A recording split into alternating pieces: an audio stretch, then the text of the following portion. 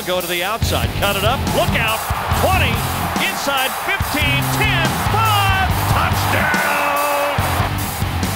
Give it to me. Diaz going to hop over a little pile. Trying to go outside. 10. Trying to get to the corner. 5. 3. Touchdown. Kenyon Barner. Here's the keep. Throwing left. Back to the end zone. Touchdown. Hop. First down. Mariota to throw again. Over the middle. Touchdown to Anthony Thomas. A sweet throw.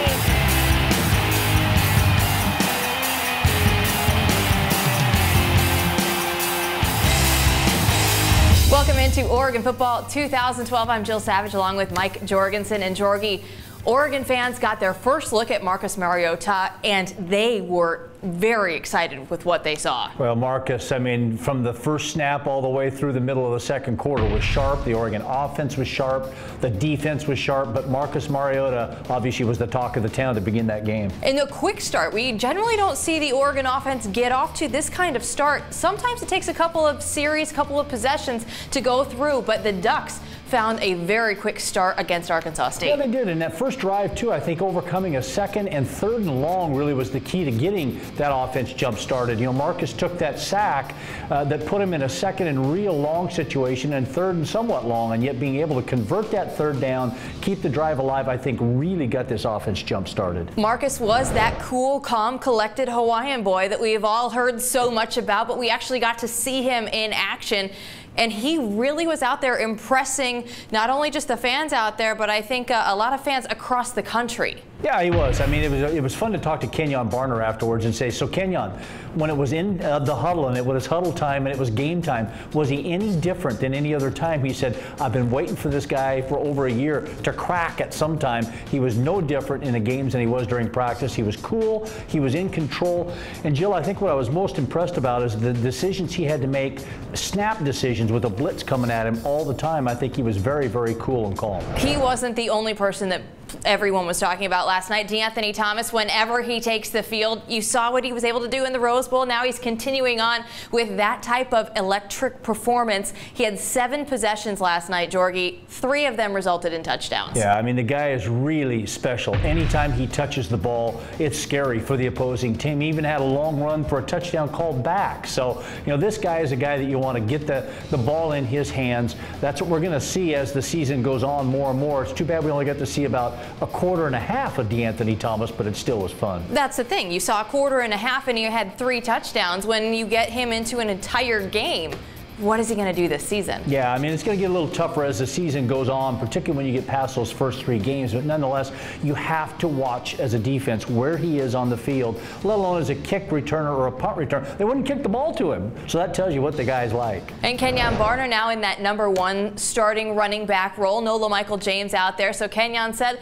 I liked it. I was ready for it. I want that #1 spot. Who wouldn't? Yeah, who wouldn't? And he played just like it. With his brief touches in the game, he made big plays. I mean, you take a look at DeAnthony Thomas and Kenyon Barner combined for 130 yards of rushing offense alone in just basically a quarter and a half. So the offense was really in rhythm and really operating well with all the main guys in there. And I think that's what I was really looking for in that first game, was the offense really going to go out there and just find what they need to do, click right away, and they certainly did. They did. I think that was a key to this offense. Is, you know, I don't think anybody had questions about the Oregon defense, particularly that first team defense that really smothered Arkansas State, but it was the offense and how quick would they get into rhythm, and some of the key guys that had been replaced from last year, who would take their place and who was going to step up to the table. I think we got a good taste of that in that first quarter and a half. And Colt Lyerla, we didn't see too much from him in the game, but what we did see, he was dragging the Arkansas State defenders around with him every time. Or taking shots at him. As he was running backwards, a defender came over and just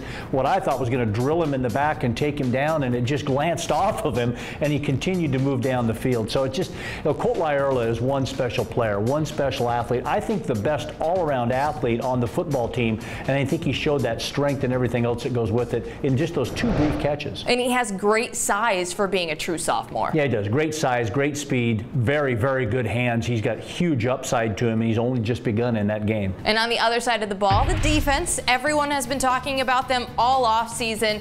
they didn't disappoint in the first half. Your favorite player, John Boyette, out there with an interception. How do you rate the defense in their first game? Well, Jill, I think the defense played very, very well, particularly up through that first half. I thought they were smothering the speed, the team speed, particularly when they had the first team guys out there. It really showed. There were a few times there in that first quarter and a half where Arkansas State had a play or two and a couple of opportunities, but the recovery, because of the speed of the Oregon defense, stopped them from getting a first down and got the ball back in Oregon's offense's hands. Did you see any of the true freshmen on the defensive line, Eric Armstead and DeForest Buckner? What did you see from those guys? You know what? I think they looked good at times, and I think it was just the inconsistency I think that I expect from freshmen as a whole, not only the defensive linemen in Buckner and Armstead, but other freshmen that were on the field too. You're going to see that little bit of inconsistency until they learn what it means to play full speed and play your responsibility each play. That just comes with time, and that's why I think the ability for those guys to play and the ability for the coaches to break down the film with everyone, the amount of time that they were out on the field, is really going to pay dividends in the end. Stay with us. Coming up next, we're going to hear from all those Oregon players after the Arkansas State game.